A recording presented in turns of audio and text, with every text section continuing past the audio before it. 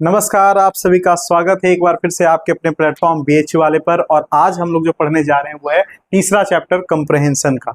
जी हाँ, तो अगर हम लोग रिकैप कर लें कि अभी तक हम लोगों ने फर्स्ट पेपर का जो है 10 चैप्टर में से 2 चैप्टर कंप्लीट कर चुके हैं। पहला टीचिंग एप्टीट्यूड और दूसरा रिसर्च एप्टीट्यूड। और तीसरा जो आज हम लोग करने जा रहे हैं, बहुत ही शॉर्ट वीडियो होने वाला है आज का, कंप्रहेंशन। ठीक है, अगर इन दोनों चैप्टर को हम लोगों ने बड़े डिटेल से देखा है, अलग अलग पार्ट में देखा है। अगर आपने ये वीडियो नहीं देखा है तो आप प्लेलिस्ट में जाकर के इनको देख लीजिए, आपको मदद मिल जाएगी। आज हम लोग जो पढ़ रहे हैं जिसका नाम है कंप्रहेंशन, थर्ड चैप्टर। ठीक है, एक ही वीडियो में पूरे अंडरस्टैंडिंग को समझ लेंगे, है ना। इसमें काफी कुछ बताने की बात नहीं है, फिर भी मुझे लगा कि कुछ एक्सपीरियंस शेयर करना जरूरी है, क्योंकि इस बार जो बदलाव हुआ है वहां से आप क्या प्रभावित होगा, आपके एग्जाम में कॉम्प्रहेंशन में क्या ध्यान रखना है, ये हम जानेंगे आज के वीडियो में। तो बने रहिए, आइए शुरुआत करते हैं। देखिए, सबसे पहले जो इस बार बदलाव हुआ है कि आप जैसा कि जानते हैं कि यूजीसी नेट जेआरएफ जो एग्जाम होगा जून 2024 में, वो अब सीबीटी मोड में ना होकर के पेन एंड पेपर मोड में होगा। ठीक, अब ये बदलाव कितना सही है विद्यार्थियों के लिए, कितना आप कमेंट करके बताइए कि आपके लिए पॉजिटिव है कि नेगेटिव है, ये आप पे मैंने छोड़ा, है ना। लेकिन बदलाव के बाद क्या प्रभावित होगा वो मैं बताता हूं। सीबीटी मोड में जो कंप्रहेंशन से रिलेटेड जो पैसेज आता था, ये डिफिकल्ट होता था सीबीटी मोड में। क्यों? क्योंकि अगर एक पैराग्राफ बड़ा सा दे दिया तो एक कंप्यूटर स्क्रीन में पूरा यही मैसेज लिखा रहता था। अब उसके अलग अलग ऑप्शन होते थे, हालांकि वो स्क्रीन पे अगले बार में भी वो दिख जाता था, अगले बार में भी दिख जाता था। लेकिन बच्चों को क्या होता था, अंडरलाइन करने में या किसी पार्टिकुलर वर्ड को डिनोट करने में, है ना, थोड़ा सा क्या होता था, या रिवीजन करने में, दोबारा पढ़ने में टाइम लगता था। लेकिन पेन एंड पेपर मोड में क्या होता है कि आप जब उस पैसेज को पढ़ रहे हो तो आप रिवीजन कर सकते हो। पढ़ते समय पेंसिल अगर आप रखे हो तो पेंसिल से अंडरलाइन कर सकते हो, किसी मेन पॉइंट है, कोई टर्म्स है, उसको आप थोड़ा सा हाईलाइट कर सकते हो। अपने क्वेश्चंस को हल्का, पूरा ओवरराइट नहीं करना होता है, लेकिन हल्का आप वहां पे मार्क कर सकते हो, जिससे कि आपको आंसर्स करने में मदद मिल सकता है। ठीक ना।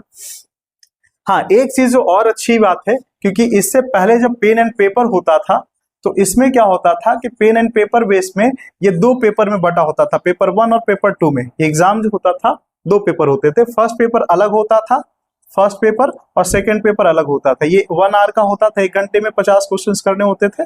और ये सेकंड जो पेपर होता था, इसमें क्या होता था, 100 क्वेश्चंस अगले 2 घंटे में करने होते थे। टोटल 3 घंटे का होता था, लेकिन 2 अलग अलग शिफ्ट में यानी सेक्शन में होता था। लेकिन ये मुश्किल हो जाता था कि फर्स्ट पेपर को मात्र 1 घंटे में पूरा का पूरा सॉल्व करना, थोड़ा सा टाइम मैनेजमेंट का इशू हो जाता था। लगभग बच्चे क्या होता था कि डीआई और मैथमेटिकल क्वेश्चंस होने की वजह से, पैसेज होने की वजह से उनका छूटने का ज्यादा डर रहता था।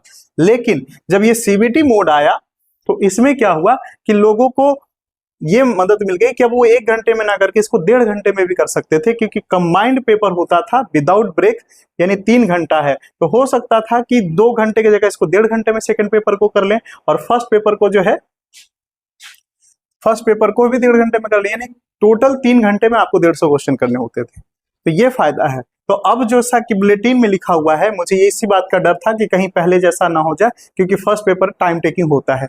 लेकिन मैंने देखा है कि बुलेटिन में लिखा हुआ है कि नहीं, आपका जो ये 3 घंटे का पेपर होगा ना, वो कंबाइंड है। पेपर 1 और पेपर 2 एक साथ होगा विदाउट ब्रेक, जो अच्छी बात है विद्यार्थियों के लिए, क्योंकि यहाँ पे आपके पास स्वतंत्रता होगी कि आप फर्स्ट पेपर को 1 घंटे में करें या 1.25 घंटे में करें। क्योंकि थोड़ा सा मुश्किल हो जाता है 1 घंटे के अंदर कंप्लीट करना, क्योंकि वहाँ कैलकुलेशंस हो जाते हैं, डेटा इंटरप्रिटेशंस हो जाता है ना, पैसेज पढ़ना होता है, करंट अफेयर के कुछ मतलब ऐसे क्वेश्चंस होते हैं, थोड़ा सा आप लॉजिक रीजनिंग का क्वेश्चंस होता है तो समझना पड़ता है, तो टाइम थोड़ा सा कम पड़ जाता था 1 घंटा। लेकिन अब 1 घंटा की जगह 1.25 घंटा मिल जाता है, तो लगभग सारे क्वेश्चंस हो जाते हैं, अच्छे से हो जाते हैं। और बाकी हम लोग सेकंड पेपर में अपना पेपर होता है तो उसमें हम लोग मेंटेन कर लेते हैं, तो ये अच्छी बात है। तो ये जानकारी मुझे लगा कि आपको समझा दूं। हाँ, तो अब क्या कर सकते हैं कि कंप्रहेंशन से रिलेटेड जो आपका सवाल होगा, आप उसको इत्मीनान से समझ के पढ़ करके जवाब देंगे तो लगभग इसमें सही हो जाने के चांसेस क्वेश्चंस के अधिक होते हैं। अब इसमें हमको ध्यान क्या रखना है, कुछ जानकारी क्या रखनी है, वो हम लोग डिस्कस कर लेते हैं। ठीक ना, चलिए। तो ये जनरल जानकारी जो मुझे लगा कि आपको बताना चाहिए, आप इसका इस्तेमाल करेंगे अपने एग्जाम में, हॉल में, तो इसलिए मैंने आपको शेयर किया। तो जनरल अवेयरनेस से संबंधित जो हमने बात थी वो बता दी। अब जो कॉन्सेप्ट इस कंप्रहेंशन में क्या समझने वाली बात है, आखिर ये कंप्रहेंशन क्यों दिया जाता है, इसका क्या उद्देश्य है, अगर आप इस चीज को समझ लेते हैं तो मुझे लगता है कि अपने अंदर वो जो अवेयरनेस है या जो एप्टीट्यूड है डेवलप कर लेंगे तो आप इसको आसानी से कर सकते हैं। तो कंप्रहेंशन का मतलब होता है समझ, है ना, एक ये समझने की जो दक्षता है, क्षमता है, उसी को ये टेस्ट करता है। अब 3 कंपोनेंट में हम इसके पूरे कॉन्सेप्ट को खत्म करेंगे। तो पहला इंट्रो, दूसरा कंपोनेंट जो है कि इसके अंतर्गत क्या क्या कंपोनेंट होते हैं और इससे के अंतर्गत किस तरह के सवाल बनते हैं, पूछे जाते हैं, वो देखेंगे। और इसके बाद हम आपको एक एग्जाम्पल भी देंगे और एक एक क्वेश्चन करके दिखाएंगे कि अलग अलग टाइप कैसे क्वेश्चंस पूछे जाते हैं और उस क्वेश्चंस को कैसे अप्रोच करना है, कैसे सॉल्व करना है, ठीक ना। चलिए आइए तो सबसे पहले इंट्रो की अगर बात करें कि थोड़ा सा परिचय जान लेते हैं कि इसमें क्या होता है कंप्रहेंशन में। तो देखिए सबसे पहले जनरली अगर हम बात करें कि कंप्रहेंशन मतलब समझ, समझने की क्षमता, है ना। तो इसको अगर इंग्लिश में बोले कि क्या है, it is ability to understand what you read exactly, what you read exactly सब मुझे लगता है कि जोड़ देना ज्यादा उचित रहेगा, क्योंकि आप जो पढ़ते हो, जो भी आप चीज पढ़ रहे हो उसका एग्जैक्टली वो मतलब समझ गए, इसी क्षमता का नाम है कंप्रहेंशन, या है ना। यानी आप जो पढ़ रहे हो, जो लिखी हुई बात है, जिसमें मैसेज छिपा हो, वो सेम मैसेज को अगर आप समझ गए तो ये आपका क्या हो गया, कंप्रहेंशन की एबिलिटी हो गई। ये एबिलिटी टेस्ट करने के लिए आपके एग्जाम में कंप्रहेंशन का पार्ट होता है, ठीक ना। चलिए अब एक रेन एंड मार्टिन है जिन्होंने कहा कि भाई साहब क्यों होता है, इसका इस्तेमाल क्यों होता है। हम लोगों ने तो देख लिया कि एक क्षमता है, लेकिन एग्जाम में आखिर इसका क्यों पूछा जाता है। तो इन्होंने कहा कि जस्ट टेस्ट करने के लिए, कि टेस्ट क्या, to test your ability, to test your ability to understand the meaning of written pieces of writing, कि आप जो पढ़ रहे हो उसका क्या मतलब है, by interpreting the meaning of vocabulary, यानी कि जो आप मीनिंग है या वोकैबुलरी है उसको समझते हुए, एक दूसरे को इंटरलिंक करते हुए, है ना, जो उस पूरे पैसेज का मतलब है उसके आइडियाज को आप सही सही समझ पाए। यही क्षमता, यही टेस्ट करने के लिए क्या होता है कि आपको कंप्रहेंशन करना होता है। और ये किसने कहा, रेन एंड मार्टिन ने कहा, ठीक। चलिए ये हो गया इंट्रोडक्शन का पार्ट खत्म। अब एक पैसेज में क्या क्या होता है, किन बातों को हमको ध्यान रखना है इसके आंसर्स करते समय, यानी इसके कौन कौन से तत्व होते हैं, कंपोनेंट होते हैं, ये देख लेते हैं, ठीक ना। तो इंट्रो कंप्लीट हुआ इस तरह से। अब हम लोग बात करते हैं कंपोनेंट्स। तो भाई एक पैसेज में आपको 2 चीज है, एक तो भाई आपका वोकैबुलरी हो गया, वोकैबुलरी जो वर्ड है, जिसको सीधा हम कह सकते हैं वर्ड्स, इसका वर्ड मीनिंग आपको पता है तभी सब समझ सकते हैं, चाहे वो हिंदी में हो चाहे इंग्लिश में हो। कई बार हिंदी में भी लिखे हुए शब्द किसी को नहीं समझ में आता है कि इसका क्या मतलब होता है, तो एक्चुअली ये। उसके बाद वो जो टेक्सचुअल, टेक्स्ट का आइडियाज है, टेक्स्ट में जो आइडियाज है, जो मैसेज छिपा हुआ है, जो मीनिंग है उसका, टेक्सचुअल मीनिंग, ये 2 चीज, जो भी पीसेज ऑफ राइटिंग लिखी हुई है उसका क्या मीनिंग है, क्या लिखा जा रहा है, क्या मैसेज कन्वे किया जा रहा है वो, और एक तो उसका अपना शाब्दिक अर्थ, ठीक। तो एक शाब्दिक अर्थ और एक कॉन्टेक्सचुअल मीनिंग, है ना, कि किस कॉन्टेक्स्ट में वो लिखा जा रहा है, क्या मैसेज कन्वे कर रहा है। ये 2 कंपोनेंट होते हैं और इसी 2 कंपोनेंट को आपको अच्छे से समझना होता है। इस पे एक जो है बड़ा अच्छा लिखा है जिसका नाम है हाँ विट, और एक जो व्यक्ति है जिनका नाम है, मतलब इसके बारे में कहा जा रहा है कि उन्होंने बड़ा अच्छा लिखा है, जिसका नाम है विट जेनस्टीन। विट जेनस्टीन एक बड़ा अच्छा लिखा है वोकैबुलरी के संदर्भ में, कि देखिए भाई जितना ज्यादा आप शब्द जानेंगे उतने अच्छा आपका लैंग्वेज होगा, और जितना अच्छा आपका लैंग्वेज होगा उतना ज्यादा आप दुनिया को समझ सकते हैं, अलग अलग संस्कृतियों को समझ सकते हैं। तो ये विट जेनस्टीन का एक स्टेटमेंट है, क्या है भाई साहब, कि limiting the knowledge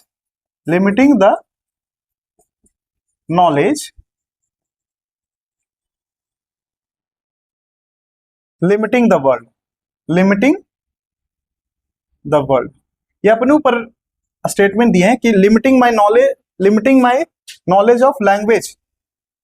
language, language का सब जरूर यूज किया है, लिमिटिंग द लैंग्वेज, या नॉलेज की जगह ये कर दीजिए कि limiting the language, limiting the world.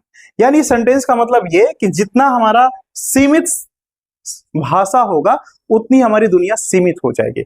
इसका क्या मतलब है दोस्तों?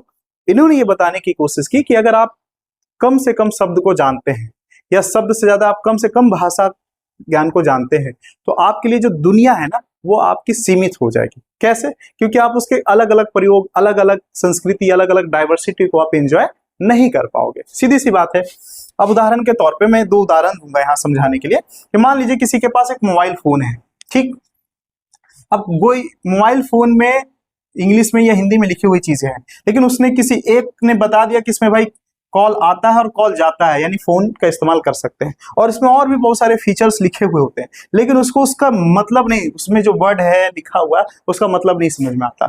तो मोस्टली क्या होता है कि वो फिर यहीं तक कॉल आने, रिसीव करने और कॉल डायल करने तक ही सीमित हो जाता है। बाकी इसमें बहुत सारे फीचर्स होने के बावजूद भी वो व्यक्ति अगर इसका शब्द से परिचित नहीं है, इसके शब्द के मतलब से परिचित नहीं है, तो उसका इस्तेमाल नहीं कर पाता, और ये इसके पास फोन होते हुए भी उसके सभी फीचर्स का प्रयोग नहीं कर पाता और लिमिटेड हो जाता है सिर्फ कॉल रिसीव करने और कॉल डायल करने तक।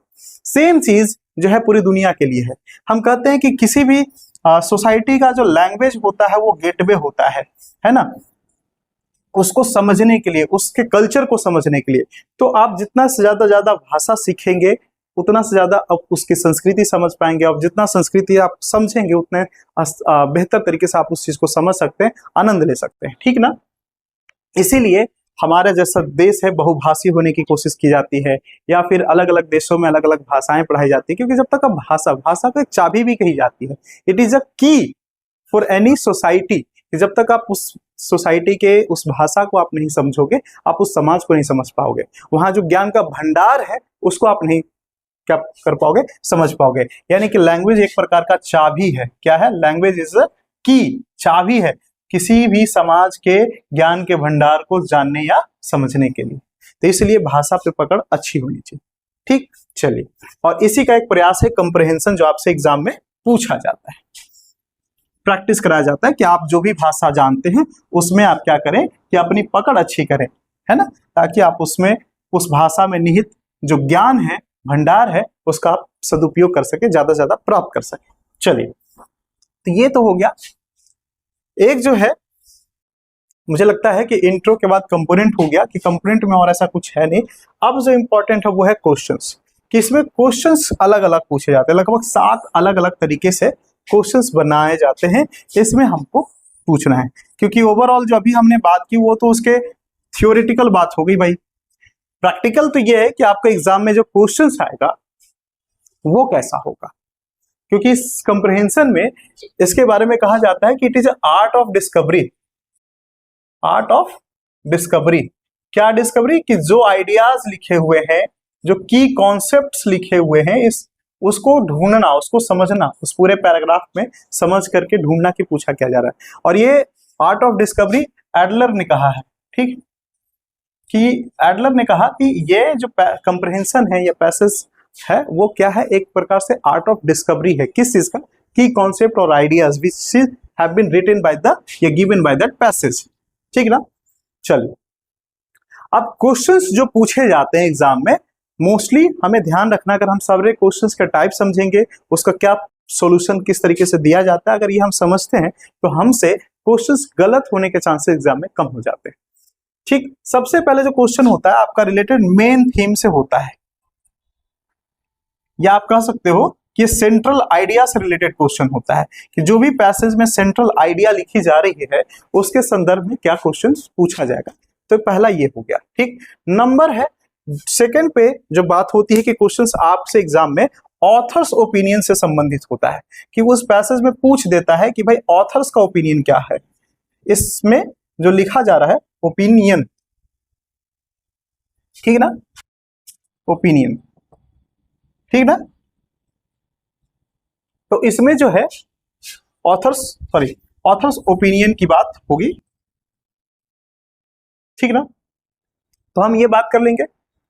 इसके बाद अगर हम बात करें तीसरा जो है कि क्या आपसे पूछा जाता है, तो इसमें देखिए दो तरह के और होते हैं। एक तो होता है एक्सप्लिसिट इंफॉर्मेशन, जो होता है एक्सप्लिसिट यानी जो स्पष्ट दिया हुआ डायरेक्ट इंफॉर्मेशन, और एक जो अंतर्निहित होता है इम्प्लिसिट, जिसको कह देते हैं इम्प्लिसिट, मतलब अंतर्निहित यानी इनडायरेक्ट वे में। इसको इनडायरेक्ट कहिए, इनडायरेक्ट इंफॉर्मेशन रहते हैं और एक डायरेक्ट इंफॉर्मेशन रहते हैं, ठीक ना। तो ये हो गया तीसरा और ये हो गया चौथा टाइप का क्वेश्चन।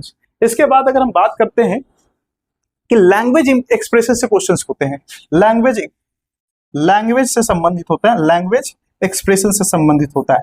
जो आपका क्वेश्चन होता है एंटोनिम्स और सिनोनिम्स, है ना, या फ्रेज, इस तरीके का एंटोनिम्स, सिनोनिम्स, इस तरीके के जो क्वेश्चन पूछे जाते हैं ना कि भाई इसका क्या पर्यायवाची शब्द होगा या उस शब्द को इससे रिप्लेस करिए, तो किस तरह का जो सवाल बनता है वो आपके लैंग्वेज एक्सप्रेशन से होते हैं, ठीक ना। नेक्स्ट अगर हम बात करते हैं ऑर्गेनाइजेशन ऑफ पैसेज, कि पैसेज कैसा ऑर्गेनाइज है ना, क्या इसका स्टाइल है, किस तरीके से लिखा गया है, कॉम्प्लिकेटेड वे में लिखा है, सिंपलेस्ट स्टाइल में लिखा है, डायरेक्ट ऑथर से लिखा है, या फिर वो इनडायरेक्ट वे में ऑथर्स लिख रहा है। तो ये सारे जो चीजें हैं, ये क्वेश्चंस हैं आपके क्या होते हैं, ऑर्गेनाइजेशन ऑफ पैसेज से रिलेटेड क्वेश्चन पूछे जाते हैं। और लास्ट जो क्वेश्चन हमें पूछना है, इधर जगह कम है तो इसलिए ऊपर बता देते हैं कि आपसे जो सवाल पूछा जाता है analogous questions, analogous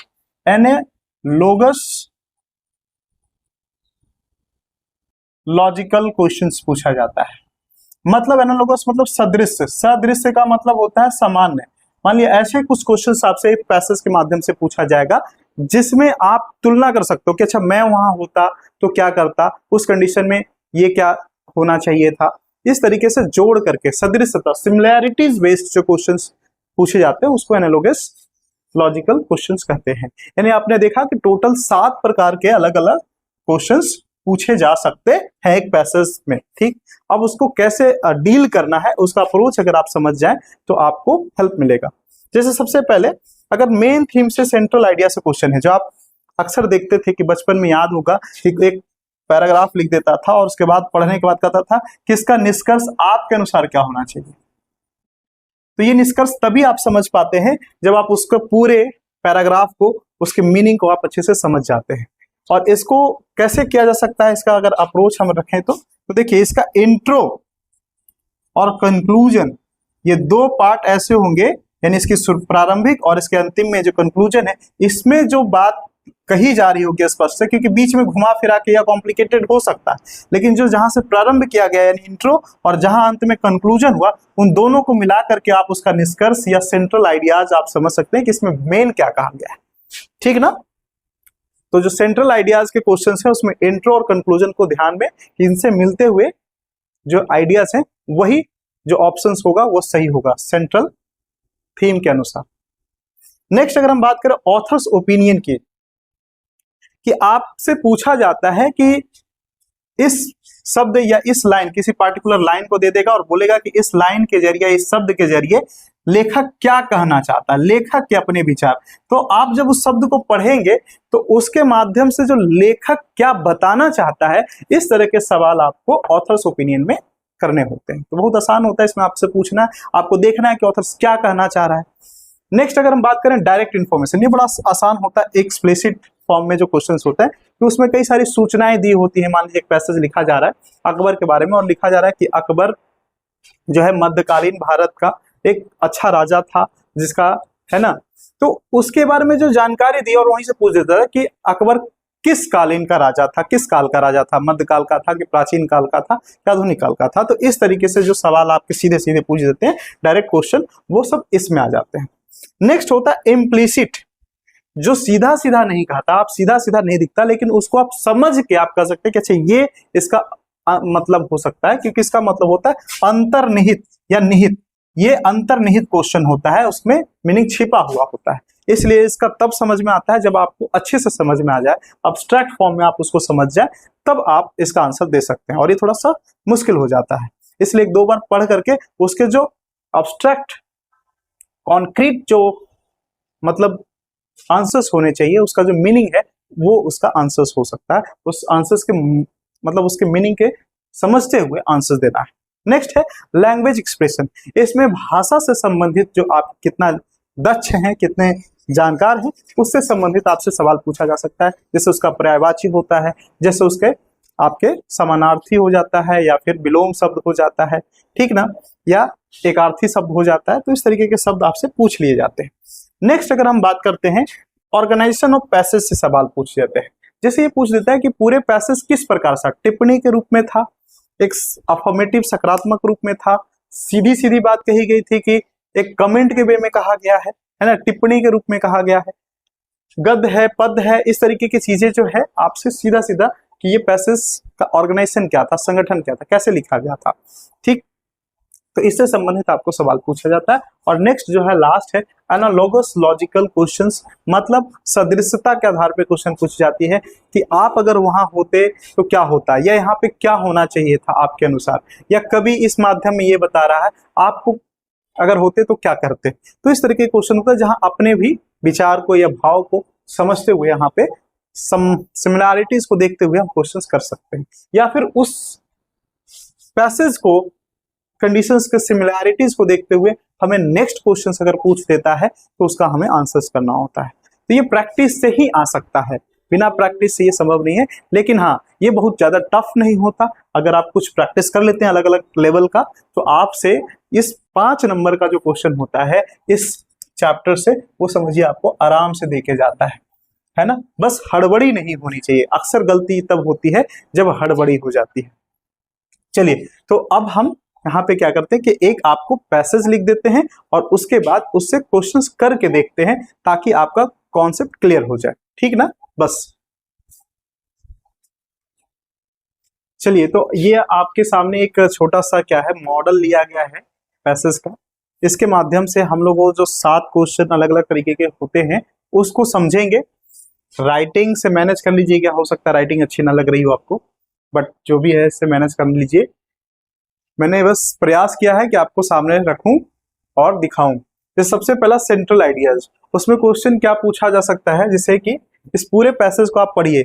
the neem tree scientifically known as Azadirachta indica is an iconic and revered tree in India, native to the Indian subcontinent.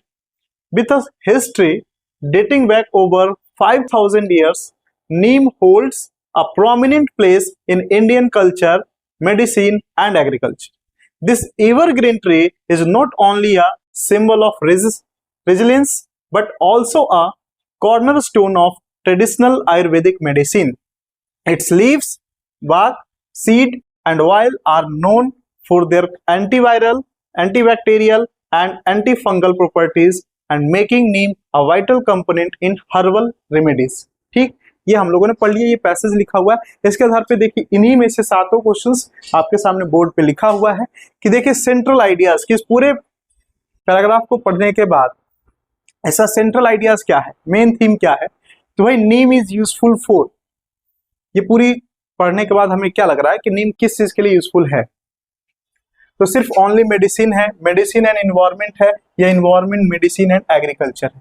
तो भाई इसमें हम देख सकते हैं कि मेडिसिन की बात हो ही गई है, एग्रीकल्चर की बात हो ही गई है, एंटी फंगल एंटी बैक्टीरियल, तो इन्वायरमेंट के लिए क्योंकि ऑलरेडी पेड़ क्या है ना, स्वच्छ वायु देता है। तो इस तरीके से हम क्लोज आंसर्स क्या हो जाएगा, ये वाला हो जाएगा। तो हमें इस पूरे पैराग्राफ के बाद जो सेंट्रल आइडिया है वो हम समझ गए, ठीक ना। नेक्स्ट अगर हम कहें कि ऑथर्स ओपिनियन से संबंधित क्वेश्चन कैसे होता है, देखिए मैंने आसान इसलिए रखा है क्योंकि आप उसको समझ सकें। बाकी आप प्रैक्टिस करेंगे तो ऐसे ही इससे मिलते जुलते थोड़े लेवल ऊपर नीचे हो सकते हैं, बट क्वेश्चन ऐसे ही पूछे जाते हैं। जैसे ऑथर हैज पॉइंटेड आउट, क्या बताने की कोशिश की है ऑथर ने। इस पूरे पैराग्राफ को पढ़ने के बाद हमें यही समझ में आता है कि ऑथर्स ने the importance of neem tree बताने की कोशिश की है ना, उसके medical importance, agriculture importance and environmental importance की बात, यानी एक शब्द में कहें तो उसका सिग्निफिकेंस या इंपॉर्टेंस बताने की कोशिश की गई है इस पैराग्राफ के द्वारा। तो ये ऑथर्स का ओपिनियन हमें समझ में आ गया। Next, what is the scientific name of neem. देखिए हमने जब कहा कि डायरेक्ट क्वेश्चंस, डायरेक्ट इंफॉर्मेशन से जो क्वेश्चंस पूछे जाते हैं वो क्या है, तो देखिए यहाँ पे आपको पढ़ लेंगे तो सीधा सीधा मिल जाएगा कि क्या है इसका, Azadirachta indica is the scientific name of neem tree. चलिए ये आपका क्या है, सीधा सीधा what is the scientific name of neem, तो सीधा सीधा पूछ लिया गया, आपको यहाँ दिख गया, नेक्स्ट अगर हम बात करें इनडायरेक्ट में इम्प्लिसिट फॉर्म ऑफ आंसर्स, जो निहित होता है, जो आप समझ के देना होता है। अब यहां से पूछा जाता है is the neem tree use for medical treatment. अब देखिए कहीं ये लाइन आप डायरेक्ट नहीं देखोगे मेडिकल ट्रीटमेंट के लिए लिखा हुआ है, बस ये लिखा है कि आयुर्वेदिक मेडिसिन में इसका इस्तेमाल होता है ना, ये हर्बल रेमेडीज में लिखा होता है, लेकिन डायरेक्ट ये लाइन नहीं लिखा होता है। लेकिन अगर आप इसका मतलब समझोगे तो आप कह सकते हो कि बिल्कुल जब ये रेमेडीज के लिए काम होता है, आयुर्वेदिक मेडिसिन में इसका इस्तेमाल होता है, तो हाँ ये ट्रीटमेंट के लिए भी, मेडिकल ट्रीटमेंट के लिए इस्तेमाल होता है। यस। नेक्स्ट अगर हम टर्म देखें, विच टर्म इज यूज। अब हमारा लैंग्वेज एक्सप्रेशन यानी लैंग्वेज से संबंधित अगर क्वेश्चंस पूछा जाएगा तो कैसा हो सकता है, जैसे इसमें देखें कि which term is use for the meaning of important. Important के लिए कौन सा शब्द इस पैराग्राफ में यूज किया गया है, तो हमें एक देखेंगे कि यहाँ पे एक प्रोमिनेंट शब्द का इस्तेमाल किया गया है, देख रहे हैं प्रोमिनेंट प्लेस, तो ये एक महत्वपूर्ण के लिए ही इसका पर्यायवाची कह सकते हैं, उसको रिप्लेस कर सकते हैं, तो ये हो गया आप इंपॉर्टेंट की जगह। नेक्स्ट है कि विच, जो आपका पैसेज के स्ट्रक्चर से क्वेश्चन पूछा जाता है वो कैसा हो सकता है, कि यहाँ पे देखिए मॉडल है आपके पास कि which of the following plant has, sorry ये 6th क्वेश्चन हम पढ़ रहे हैं, which style is used to describe the neem in passage. किस तरीके का स्टाइल यहाँ पे इस्तेमाल किया गया है नीम को डिस्क्राइब करने के लिए इस पैसेज में। तो आप देख रहे हैं एक प्रकार से ये क्या है, क्रिटिकल एनालिसिस नहीं, इसके पॉजिटिव और नेगेटिव नहीं लिखे हुए हैं, सिर्फ पॉजिटिव है, एडमायरेशन किया गया है, इसके सिग्निफिकेंस को पॉजिटिव दिखाया गया और सिर्फ पॉजिटिव एस्पेक्ट को बात किया गया है। तो हम इसमें कह सकते हैं कि ये इसके बारे में एडमायर किया गया है ना, इसका सिग्निफिकेंस बताया गया, ये पॉजिटिव एस्पेक्ट को रिप्रेजेंट किया जा रहा है ना, एडमायरेशन वे ऑफ स्टाइल है। ठीक, अगर इसमें नेगेटिव भी बात होती, कुछ चैलेंजेस की भी बात होती, तो हम उसको क्रिटिकल कह सकते थे, क्रिटिकल एनालाइजेशन कह सकते थे, ठीक ना। नेक्स्ट अगर हम बात करते हैं लास्ट, जो एनालॉगस लॉजिकल क्वेश्चंस कैसे पूछे जाते हैं। एनालॉगस मतलब सदृश यानी सिमिलैरिटी बेस्ड क्वेश्चंस। तो देखिए इस पूरे पैराग्राफ को पढ़ने के बाद यहाँ एक क्वेश्चन कैसा बनाया जा सकता है कि which of the following plant has medical importance like neem, और उसमें आपसे क्वेश्चन पूछा जाता है, ऑप्शन दिए banana tree, banyan tree, mango tree, tulsi plant, यानी प्लांट या ट्री कह सकते हैं, दोनों को आप विकल्प में, क्योंकि प्लांट पूछा था तो आप ये रख सकते हैं। तो आप देख रहे हैं कि नीम का जिस तरीके का इंपॉर्टेंस है मेडिकल, एनवायरमेंट या ट्रेडिशनल वे में या रिलीजियस इंपॉर्टेंस, तो सिमिलर तुलसी हो रहा है, मोर देन दीज, है ना। तो आंसर्स क्या होना चाहिए, तुलसी प्लांट हो जाएगा। ठीक, तो इसी तरीके के क्वेश्चंस आपसे पूछा जाता है, आप 1-2 बार प्रैक्टिस करिए। आपसे सवाल 5 नंबर जो है यहां से नहीं जाने चाहिए, तो ये आपके 5 नंबर, यानी 50 में आपको 5 नंबर तो बिल्कुल छोड़ने नहीं है, ये आपका 5 नंबर फिक्स है। तो मिलते हैं ऐसे ही अगले वीडियोज में, तब तक के लिए नमस्कार, धन्यवाद, बने रहिए BHU वाले के साथ।